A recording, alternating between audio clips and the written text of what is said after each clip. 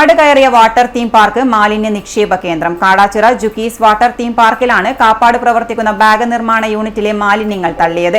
കൊളപ്പയിലെ PNP ജബ്ബാറിന്റെ ഉടമസ്ഥതയിലുള്ളതാണ് bag നിർമ്മാണ unit. സംഭവത്തിൽ ജില്ലാ എൻഫോഴ്സ്മെന്റ് സ്ക്വാഡ് 5000 രൂപ പിഴ ചുമത്തി തുടർ നടപടികൾ സ്വീകരിക്കാൻ നിർദ്ദേശം നൽകി.